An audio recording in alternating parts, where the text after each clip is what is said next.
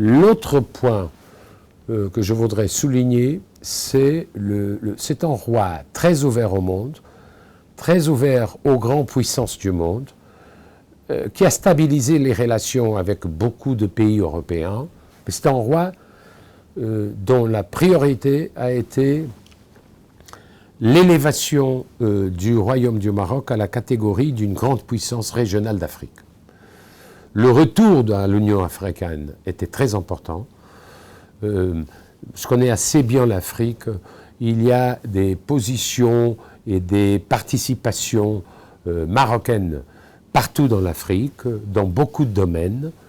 Le Maroc fait des partenariats au-delà de ses frontières et il fait la liaison entre l'Afrique comme un continent et l'Afrique subsaharienne. Le Maroc a une puissance très intéressante dans l'Afrique occidentale, mais pas seulement dans l'Afrique occidentale. Donc, il y a une vision africaine de Sa Majesté. Et dans ce sens, le Maroc, c'est aujourd'hui un pays absolument clé quand on pense géostratégiquement à l'Afrique.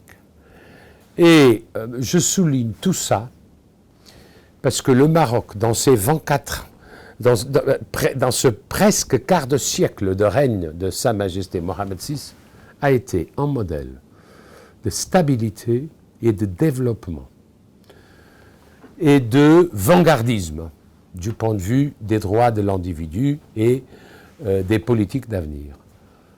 Or, en même temps, le monde a été assez troublant, assez instable, assez difficile. Ça veut dire le chef d'État du Maroc a gouverné avec stabilité, progrès et vanguardisme dans un monde qui a connu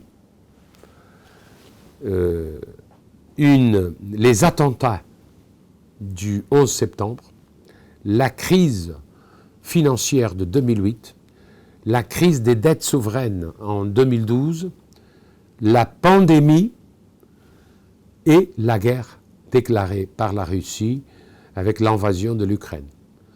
Ça veut dire 5 événements majeurs, instables, dangereux.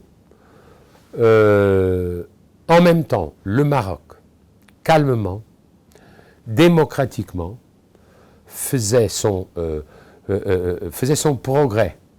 Ça veut dire, je répète, c'est un modèle de stabilité et de développement dans un monde très instable et où parfois il y a des chutes et des